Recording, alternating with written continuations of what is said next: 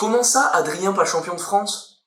Salut, j'espère que tu vas bien. Le 15 septembre dernier, il y a eu à Paris la finale des championnats de France de street workout freestyle organisée par la FFSWF, la Fédération Française de Street Workout Freestyle, dont je fais partie en tant que président de la région Sud. Compétition qui était incroyable, beaucoup de participants, beaucoup d'organisations, beaucoup de travail pendant un an pour mener à ça, mais on laisse ça, il y a plein de vidéos sur YouTube, les rediffs de live, etc. Moi, aujourd'hui, dans cette vidéo, je vais me concentrer sur le résultat de la finale qui opposait Michael, Adrien et Tony. Le moins qu'on puisse dire, c'est que le résultat était une surprise pour quelques personnes, peut-être pas tout le monde. Moi, en tout cas, j'étais présent sur place et j'avoue que j'étais un peu surpris sur le moment. Alors, il faut faire très attention avec ce qu'on ressent sur le moment lors d'une compétition, qu'on soit participant ou non. En fonction des affinités qu'on a avec une personne, on peut biaiser notre jugement, donc il faut faire très attention. Aujourd'hui dans cette vidéo, on regarde ensemble le battle, je vais te dire un petit peu ce que j'en pense. Je l'ai pas regardé depuis, donc là ça va me permettre d'être plus neutre, à froid, et on va voir ce qu'il en est. Donc si toi aussi tu as des interrogations par rapport au jugement, tu t'es demandé si le résultat final était bien le bon, ou si alors juste t'es intéressé, tu voudrais voir comment je m'y prends pour juger un battle, définir qui est le meilleur entre deux personnes, cette vidéo est faite pour toi. Alors juste avant, je viens de partager le fait que pour moi, Adrien sur le moment était censé gagner, mais ça discrédite pas du tout Michael ou Tony qui ont fait un taf remarquable. Ils sont tous les deux arrivés en finale et pour ça GG. Sauf Mika parce qu'il a sorti Axel de ma région. N'oubliez pas de russe. Tout d'abord, il est bon de rappeler une chose. Lorsqu'on juge une compétition, lorsqu'on est spectateur et qu'on a cette part de jugement, où on essaye de donner un petit peu son avis, il faut prendre en compte une chose très importante. C'est que on est tous différents, on a tous une pratique du street workout qui est différente, et ça veut dire qu'en fait, on a une vision du meilleur de la personne la plus forte sur un battle, sur une compétition, sur l'ensemble de personnes qui vont passer les unes après les autres, qui peut être différente d'une personne à une autre. En fonction de nous, en fait, ce qu'on préfère dans le street, là où on est bon, là où on est moins bon, quelqu'un qui est super bon en front, quelqu'un qui est moins bon en planche, ils vont pas avoir forcément le même œil sur chaque figure, sur chaque combo, etc. Donc il est bon de rappeler que là, on juge pas personnellement. On va juger en fonction de la méthode de jugement, de barème s'il y en a, qu'a mis en place l'organisation de la compétition. Et donc là, on a mis en place, à l'aide notamment d'Adrien, il a participé beaucoup, mais comme d'autres bénévoles de la fédération, à l'élaboration d'une méthode de jugement avec un barème que tu peux retrouver sur le lien de notre site internet, ffswf.fr. Ce barème, cette méthode plutôt, a été élaborée de sorte à ce que on mette en avant la personne la plus polyvalente possible, c'est-à-dire la personne qui n'est pas juste un petit peu bon dans chaque domaine, non, on veut la personne qui excelle, qui tende vers le niveau maximum dans chacune des catégories suivantes.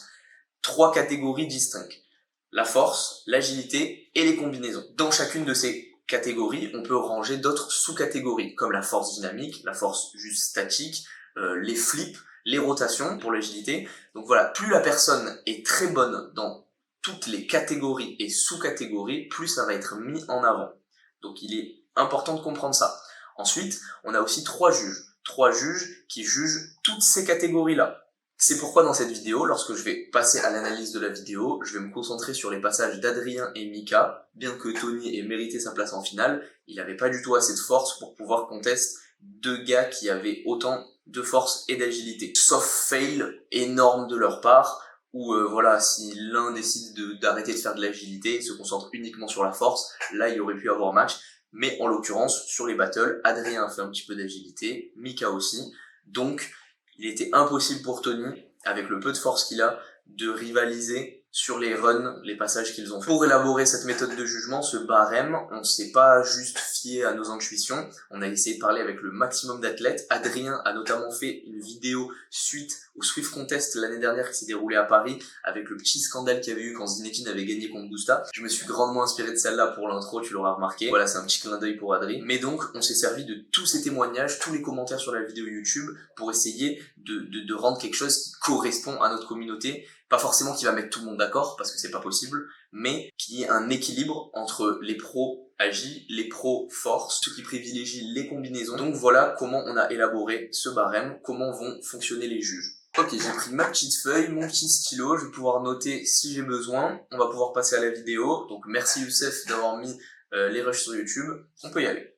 Donc ça commence par Adrien. J'enlève les musiques au cas où pour droit d'auteur. C'est parti.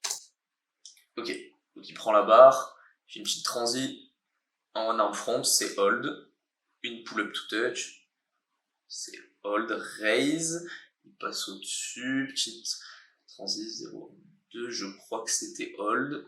Ok, 3-6, tout 3-6, tout X 3-6, tout re 3-6. Là, il partait pour un 5-4 et il l'envoie pas.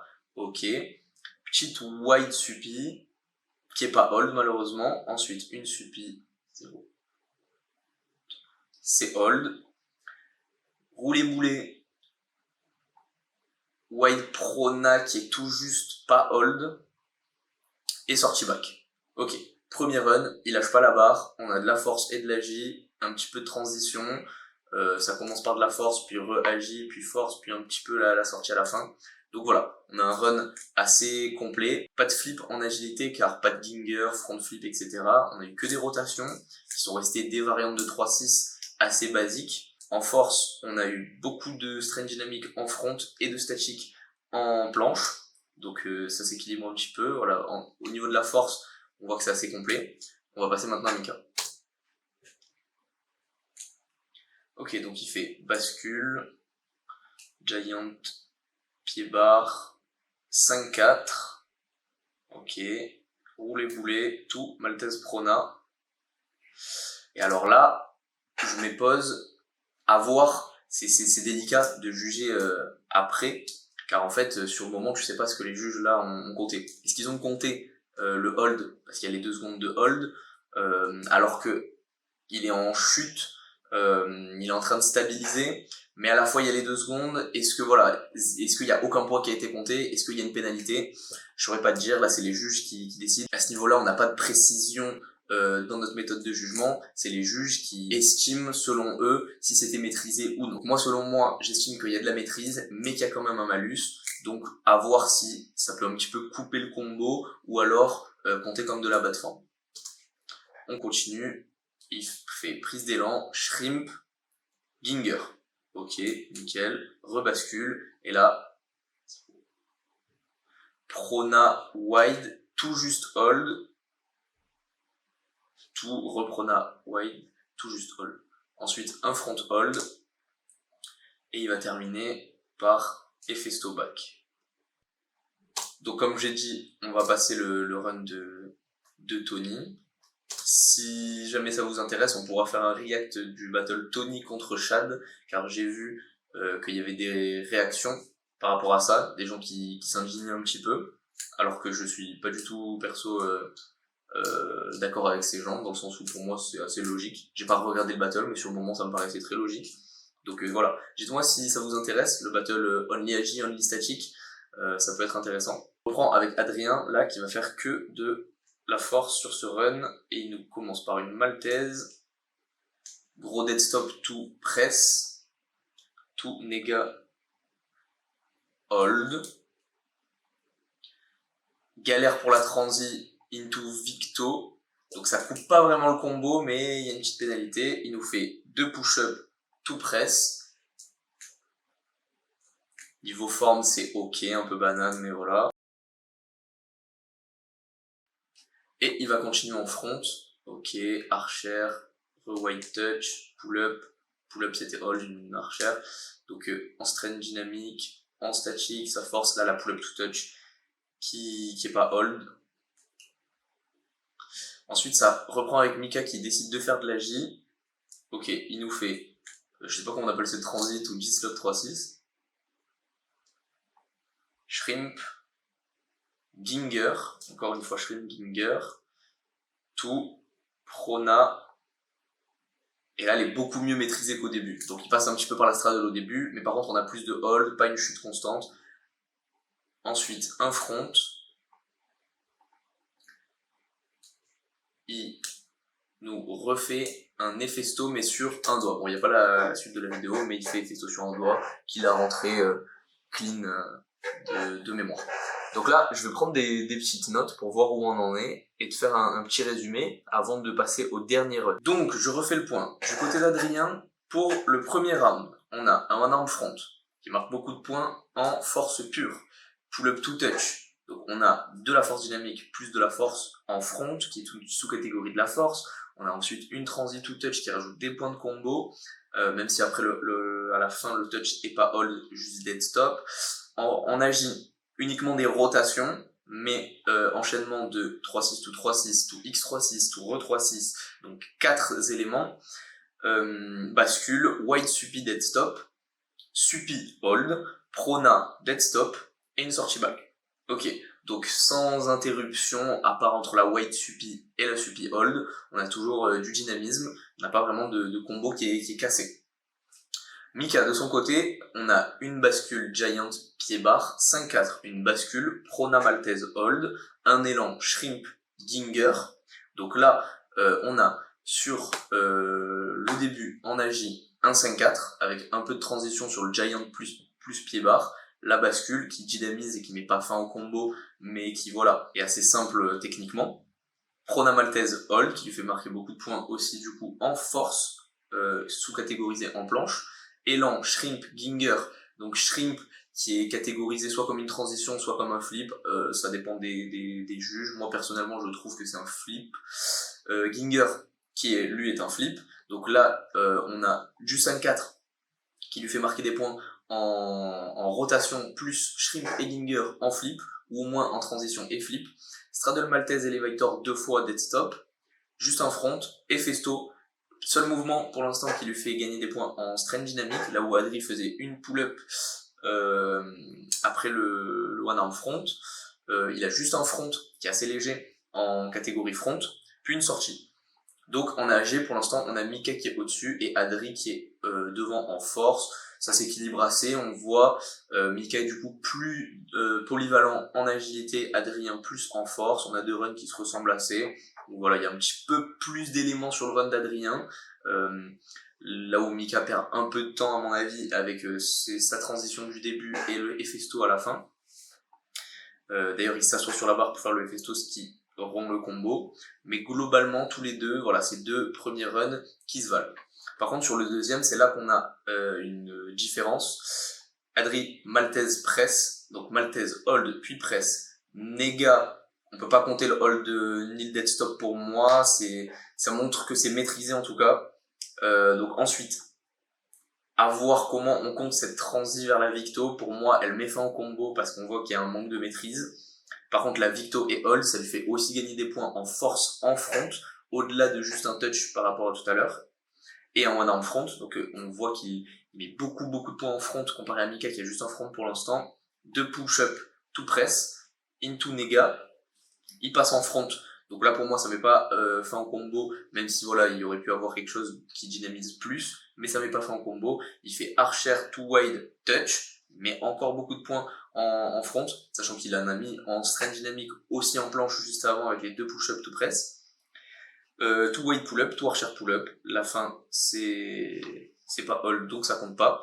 Et du côté de Mika, regardez, on a donc prend la barre en supi, il fait sa transi où il passe au-dessus de la barre, tout dislock 3-6, donc il remet des points en agilité avec quelque chose qu'il n'a pas fait pour l'instant, donc un 3-6 et en plus une variante de 3-6, étant du coup dislock 3-6, donc il montre vraiment qu'il est polyvalent en agilité. Bascule Shrimp Ginger, donc c'est la même chose que tout à l'heure, mais il remet un petit peu de flip du coup dans son combo, puis il fait bascule Prona Maltese, hold, très bonne forme, rien à redire. Un front hold qu'il a déjà fait avant, et ensuite one finger et festo. Donc allez, il prend de l'originalité pour le one finger et festo, et un mouvement de strain dynamique, encore une fois, mais ça reste du festo. Il a fait un front avant, comme dans son combo précédent, et c'est tout. Donc c'est assez léger, et pour moi, même si du coup Mika est devant en agi, Adri est beaucoup trop devant en force, il a plus d'éléments, c'est mieux dynamisé. Donc pour moi là sur ce deuxième run, Adri a l'avantage.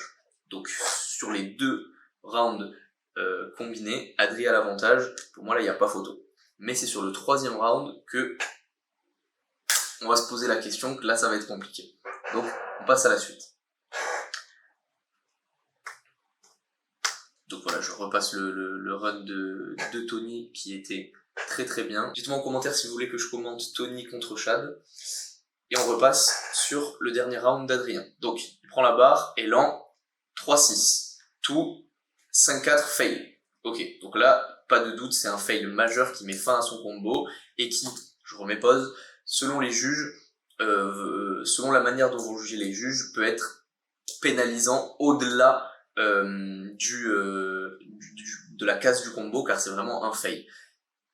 On distingue souvent, en tant que juge, deux types de fail, soit un fail mineur ou un fail majeur. La différence en agilité, c'est très parlant. Fail mineur, je fais un 3-6, je rattrape la barre et j'ai la main qui glisse, je rattrape avec une seule main, mais je rattrape quand même la barre. On voit que c'est un fail, mais je suis pas tombé à terre. Fail mineur. Fail majeur, je tombe, je rattrape pas la barre. Fini. En force, c'est plus délicat. Pour moi, un exemple qui est assez parlant en force, ça va être quelqu'un qui fait une presse, qui gère mal sa presse et qui tombe sur la presse. Donc là, pareil, on a une chute, fail majeur. Ça met fin en combo, ça montre un gros manque de maîtrise, c'est fail majeur. Même cas de figure, un mec qui fait une presse et qui, du coup, galère à bien doser sa presse et qui se met à marcher sur les paras. Pareil, c'est un fail, mais il arrive à se rattraper, il n'est pas complètement tombé au sol, donc fail mineur. Donc voilà, ça c'est à prendre en compte. Donc là, on a un premier vrai fail d'Adri, au-delà de tout à l'heure la pull-up to touch qui avait pas touch. Là, c'est vraiment un fail majeur. On continue. Donc là, il reprend, il fait 3-6, tout 3-6, essaye de transitionner sur les barres de force, mais il refail. Donc on a juste un 3-6, sans combo. Donc ensuite, il reprend les paras et il fait pull-up to touch. C'est hold, je le compte comme un hold, on voit que c'est maîtrisé, puis ensuite il casse le combo en passant au-dessus et il fait archer, push-up, hold, il redescend, one arm front, c'est hold. Pull-up, pas de hold à la fin, il repasse au-dessus avec un muscle-up, ça coupe un petit peu encore le combo, et suppi straddle, hold. Ok, donc on voit qu'on a une grosse partie de son run qui n'est pas comptabilisée, à part un 3-6 à cause des fails, et on doit compter donc aussi 2 fails dans son run. Ensuite ça vient à Mika, et on a beaucoup de coupures. Mika qui commence par vertical maltaise 0, 1, 2, en chute, mais c'est hold. Donc petite pénalité pour la chute, mais ça reste hold, donc on peut lui comptabiliser. Il prend les paras, et il nous fait une full press, manque de maîtrise, la presse n'est pas comptabilisée, il plie les bras, on voit que c'est trop dur. Par contre, one arm handstand avec du hold, donc là il marque beaucoup de points de polyvalence parce qu'il a du hand balancing, et il finit avec une maltaise en chute que je peux pas compter, je vais recompter 0. Non, c'est hold, mais c'est en chute, un petit peu comme la verticale au début, voire plus en chute. Ensuite, il nous refait un front. Il passe de l'autre côté pour faire un front mix grip. Hold. C'est tout. Ok. Donc là, c'est là que ça va être compliqué de les départager. On a d'un côté Adri qui a fait beaucoup de fails, mais qui avait déjà de l'avance. De l'autre côté, Mika, qui était un peu plus polyvalent en agilité, mais gros manque en strength dynamique et en front, car il nous a fait que des fronts. Là, sur son dernier run, il y a toujours que un front hold et un front hold mix grip, donc c'est très très très léger. En strength dynamique, la presse est pas comptée, donc on a presque aucun point en strength dynamique à part les 2 Hefesto, là où Adrien, sur ce dernier run, refait encore archer push-up, to hold, donc qui est bien validé, plus une pull-up to touch. Je me renote tout ça et je te fais mon débrief. Ok, donc après avoir revu, je compte pas le touch après la pull-up to touch d'Adri. Pour moi, elle est uniquement dead stop, c'est pas du tout assez long pour compter un hold.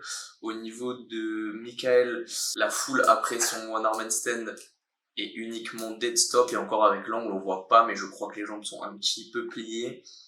Donc, du côté de Mika, c'est encore très léger, alors qu'il a pas de gros fail, et il cut pas mal lui aussi. Donc des deux côtés, on a pas mal de cuts. Mika qui lui cut, donc après la verticale, il marche. Ensuite il nous fait sa presse qui est pas comptée, one arm handstand hold, ok, il fait la néga, puis pour passer en maltaise il recut. Après la maltaise il recut pour passer en front. Adri lui, il cut 2 fois parce qu'il fail 2 fois, puis pull up to touch, dead stop. Pour passer en planche, il cut encore son combo, mais touche pas le sol quand même. Mais ça fait globalement comme Mika, archer, push-up, hold. Il recut pour passer en front, one arm front, il remet des points en force, 2 pull-up, muscle-up, straddle, supi. Donc là c'est important d'avoir une petite feuille pour prendre des notes, pour restructurer ses idées, être sûr de rien oublier. Pour pouvoir un petit peu comparer en fonction des catégories et sous-catégories. Donc on voit que sur l'ensemble, Mika a fait 2 fois de l'agilité, mais 2 fois du Schrimginger. Bon, ok, on a un énorme déficit en strength dynamique, et Festo c'est clairement pas à la hauteur de je ne sais combien de pull-up, push-up, tout hold et tout touch. En force, Mika a envoyé beaucoup de maltaises, certes. Adri lui a 2 one arm front, plus des wide, plus une maltaise. Donc même là-dessus, au niveau de la force, Adri est bien loin devant Mika. Et je pense que Adri est donc bien plus polyvalent et fort en force et devant Mika, plutôt que lui ne l'est en agilité. Donc certes, il est plus polyvalent. Donc on a un G-Stock 3-6. Cependant, on n'a pas d'autres 3-6. Un 5-4 qui techniquement est assez mauvais. Schrimginger, ok, rien à dire. Donc il est plus polyvalent en agilité, mais est-ce qu'il est plus que Adri et meilleur que lui en force? Je crois pas, loin de là.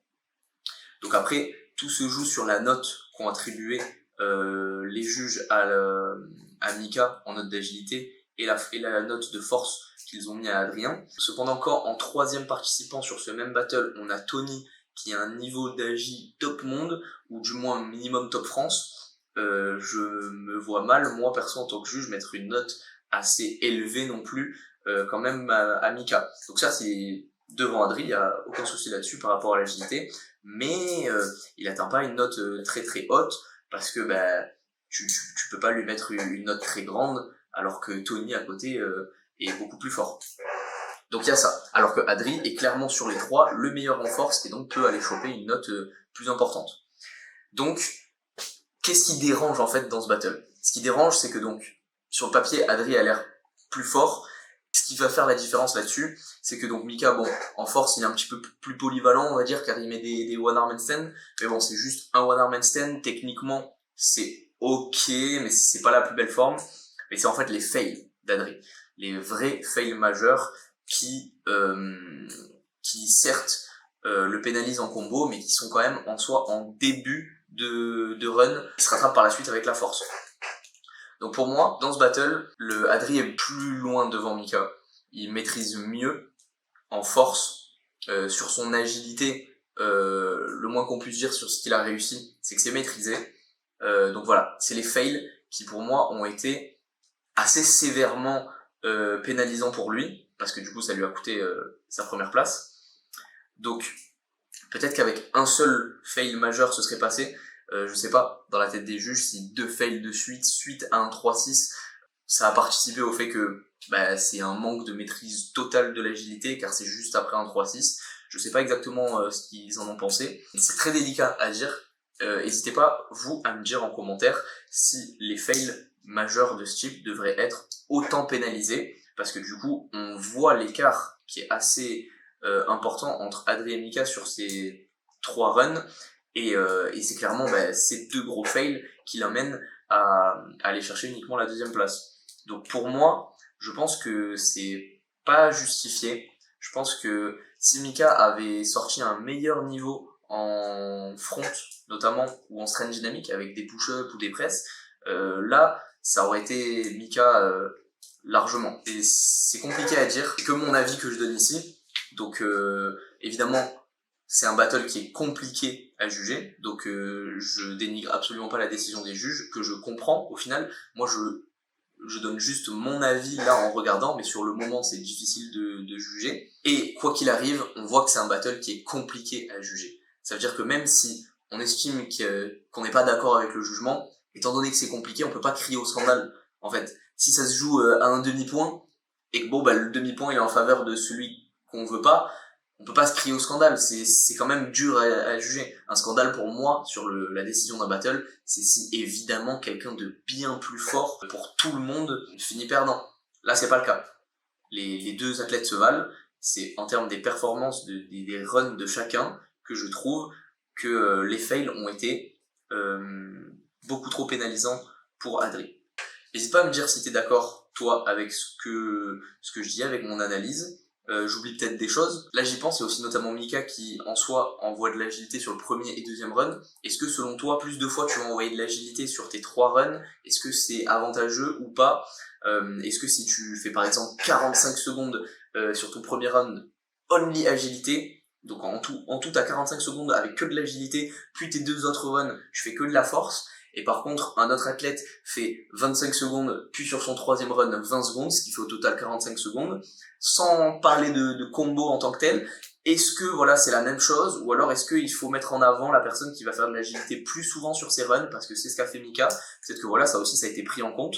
Moi, honnêtement, je saurais pas te dire si faire de l'agilité à chaque run, ça doit être mis en avant, si chaque run doit être noté, en fait, de manière seule, sans prendre trop compte des autres, et on doit faire après une addition. Honnêtement, je sais pas. Je pense qu'il y a encore, même si on a réussi à faire une méthode de jugement qui est assez proche de ce qu'on ressent tous quand on regarde un battle et quand on s'entraîne pour ça, pour une compétition. Donc je pense que voilà, c'est quelque chose de bien, mais on ne doit pas se reposer sur nos acquis. Et du coup, je le prends à titre personnel car j'ai travaillé sur cette méthode de jugement. Donc c'est pour ça que c'est intéressant de continuer à se former, à regarder des battles, à se remettre en question. Voilà, c'est des situations qui sont compliquées, on va pas tous être d'accord. Donc c'est pour ça que me donner ton avis en commentaire, détaillé si tu le souhaites, bah, ça peut être super intéressant. Donc je t'invite à le faire. Moi voilà, c'est sur ça que je vais terminer cette vidéo. Bravo à Mika, bravo à Adrien. Donc j'ai essayé de pas prendre parti plus pour un athlète que l'autre. Les deux, je les respecte énormément. Ils ont fait un taf de fou. Si Adrien est pas devenu champion de France, eh ben il y avait qu'à pas fail. C'est facile à dire comme ça, bien évidemment, surtout que je suis le pro des fails en compétition. Non voilà, petite blague, les deux ont fait un taf de fou, vraiment, bravo à eux. J'espère qu'on va pouvoir continuer à améliorer toute cette communauté en France, puis inspirer les autres pays pour que ça s'organise du mieux possible à l'international. Merci d'avoir regardé cette vidéo, je te dis à plus pour la prochaine. Bye bye.